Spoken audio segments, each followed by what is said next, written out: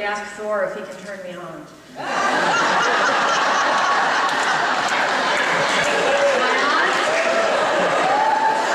on? Okay.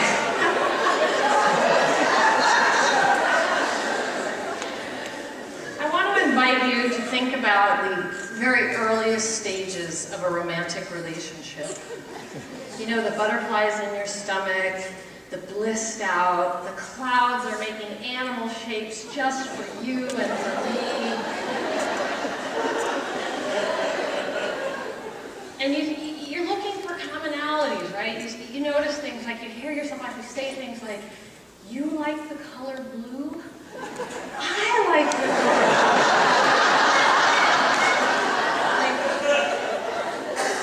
blue. You like music? No way! I like music too! It's incredible! Which is far preferable to the stage which hopefully comes much later on when you look across at your partner and you think, do you have to breathe?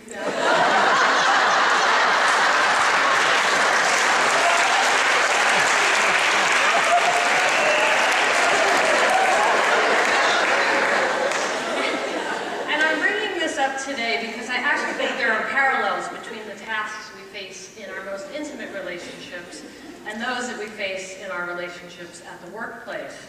And in one sentence they are, how do we create and sustain bonds that are going to carry us through the joy and the bounty as well as the destruction, the death, and the disappointment? How do we ride out the clashes? How do we suffer through those disappointments and still come out intact? And most importantly, how do we practice the art of reconciliation? All right, so what I'm going to use for the next half hour are the song lyrics of Bob Marley and almost the entire animal kingdom. I can see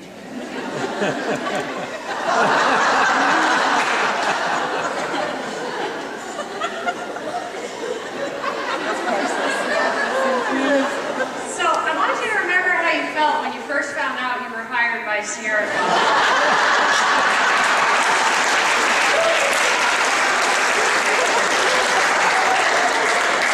And you walked up on this stage, and I saw you today. You said, oh my God, look at these people. They're all a standing ovation for me. I mean, and you have this feeling, and Joan's going to show us this feeling. A little louder, maybe? Let's get together and feel alright. Is that how you're feeling now? Yeah. And I'm so sorry to do this to you right off the bat. I'm going to take you down the rabbit hole now.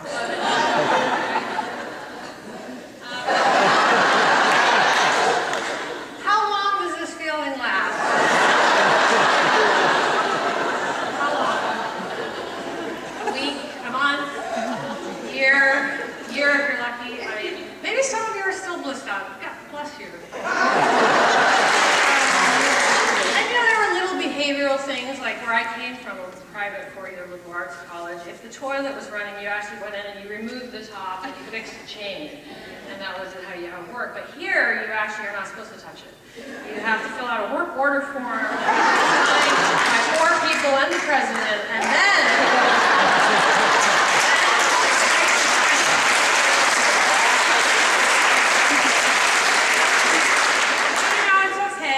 whatever, you kind of close your eyes. You say, don't worry about a thing. Every little thing is gonna feel alright.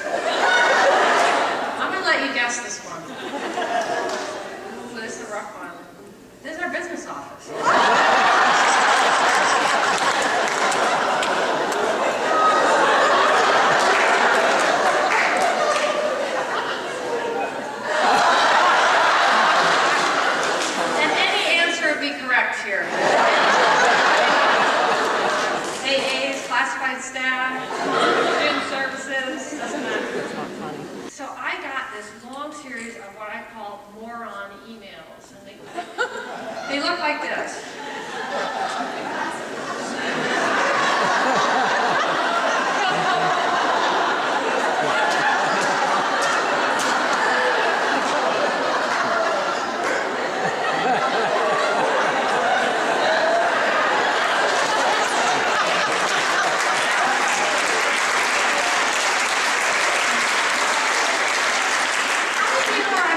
Some form of this email.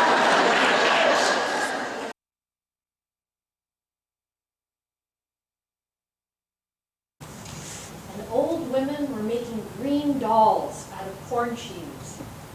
And old men were mending blankets. The little girls were embroidering blood red flowers on white dresses. And the little boys were out in the fields pitching great piles of golden hay. The women were sewing scratchy shirts for the winter, and the men were out in the fields toiling, trying to harvest last year's labors. And the wind was blowing stronger and stronger, loosening the leaves little by little.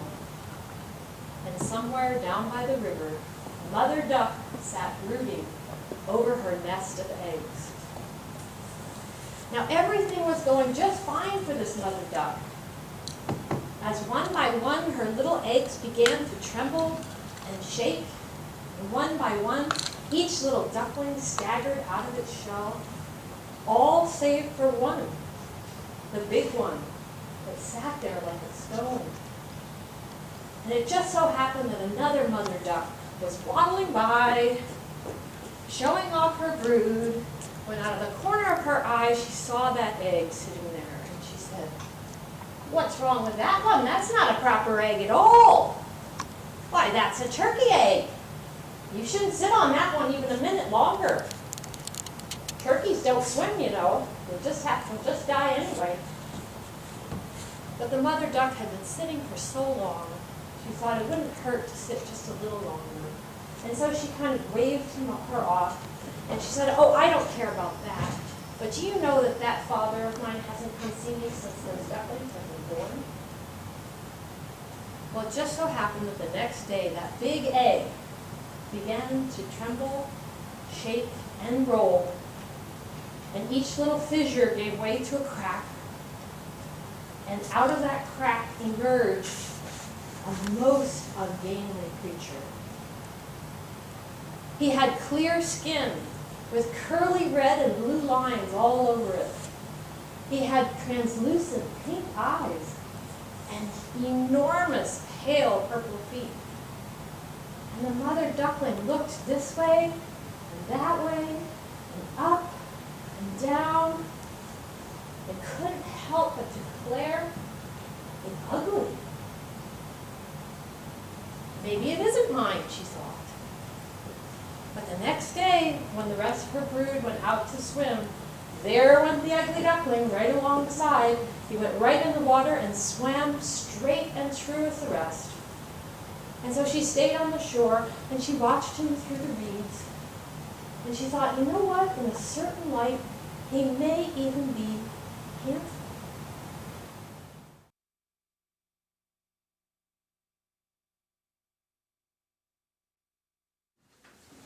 Dear Lord, my prayer for 2013 is for a fat bank account and a skinny body. And please don't mix these things up like you did last year. In case you forgot,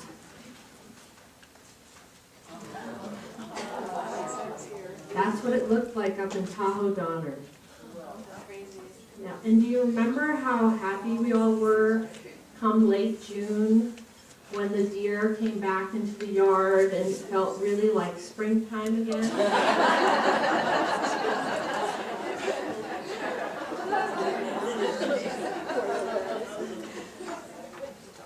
I started this way because I wanted to kind of set up incongruity theory, which is really how a lot of humor works. And that is an actor or a narrator kind of paints a cognitive picture for you. So you have a certain set of expectations, and they take you down path A.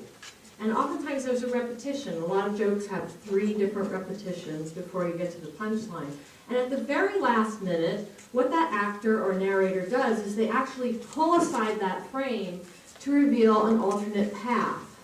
And there's something about being taken down this one path, having that frame pulled, and finding yourself on another path, cognitively, that results in tension.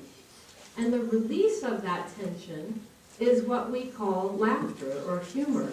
And it's actually a very pleasurable thing that we're hardwired to do. So this morning, I'm going to take you through some of the theory behind humor, and I'm going to use lots of examples along the way. We're going to do a lifespan approach, so we'll start at birth and end at death. We're going to be talking about cognitive schemas. As early as the 18th century, Immanuel Kant came up with the incongruity theory, and he decided that humor was a lot about developing critical thinking. And I'll give you lots of examples of that. In 1905, Freud wrote his famous Humor and its relation to the unconscious, and he talked about humor more as a defense mechanism. And what you're going to see is that we tend to laugh about what most concerns us. And so I'll give you examples of that as well. And then some of our earliest understandings of humor actually come from way back with Aristotle and Plato, who believed it was about delineating in-groups and out-groups. And that's about kind of like who's with me and who's against me based on humor. So humor as hierarchical. And we're just going to touch on that very briefly. And I'm going to show you, I'm going to try to be gender fair here. I'm going to show you one male and one female example of how when you break those schemas, the tension that results from it is considered very funny, and we try to release it. So I'm going to start with my male example here.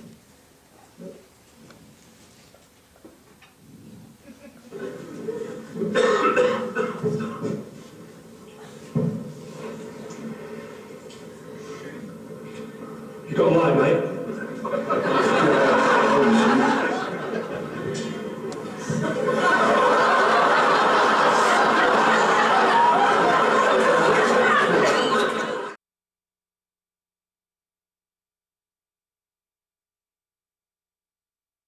Because when we lose a loved one, we still love.